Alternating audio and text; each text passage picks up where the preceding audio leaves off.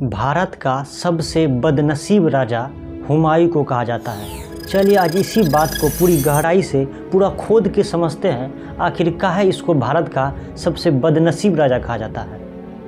हुमायूं का शासनकाल 1530 ईस्वी से 1556 ईस्वी तक था।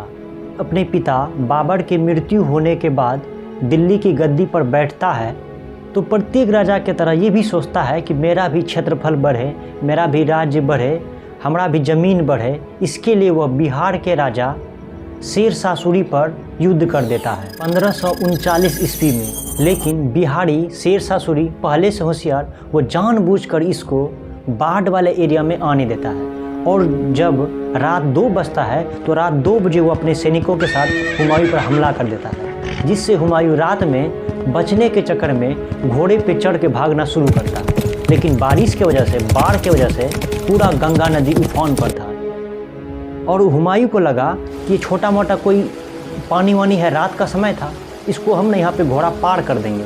लेकिन उसका घोड़ा गंगा नदी में कूद जाता है और वो बह जाता है, जिसको एक मछुआरा जिसका नाम था शिहाबुद्दीन, वो इसको बचा लेता है रात 2 बजे। शिहाबुद्दीन को कहता है तुम आना कभी दिल्ली, हम तुमको है ना दिल्ली का राजा बना देंगे 1 दिन के लिए।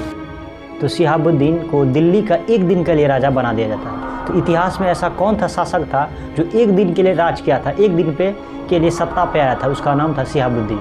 वो एक मछुआरा था और वो सत्ता पर आने के बाद चमड़े का सिक्का चलाता है। चमड़े का सिक्का अगर जेब में रखेगा तो बदबू करने लगेगा। इन सभी बातों की जानकारी हुमायूं के बहन गुलबदन बेगम की किताब हुमायूंनामा से मिलता है।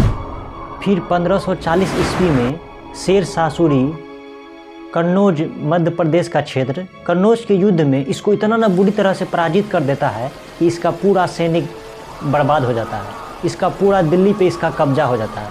तो वो जान बचाने के लिए अपनी गर्भवती बीवी हमीदा बानो के साथ अमरकोट मतलब पंजाब का राजा वीरसाल के यहाँ जाता है और अपनी बीवी को वहीं छोड़कर वो वापस अपना पिता का प्रिय देश काबुल चले जाता है और वहाँ पर फिर कुछ सैनिक बनाता है। इस वक्त दिल्ली पर शेर शाह सूरी बैठा हुआ नहीं था, सिकंदर शाह बैठा हुआ था, वो तो बकलोल था। इसी का फ़ायदा उठाकर हुमायूं दिल्ली पे वापस हमला करता है और वह जीत जाता है। फिर इसको वापस दिल्ली पे कब्जा हो जाता है, दिल्ली की गद्दी पर बैठ जाता है और वह दिल्ली में ही दीन पनाह नामक एक पुस्तकालय बनाता है। एक दिन वो इसी पुस्तकालय में सीढ़ियों से गिर जाता है, जिसके वजह से इसके सर पे बहुत चोट लगता है और इसका मृत्यु हो जाता है 1556 ईस्वी में।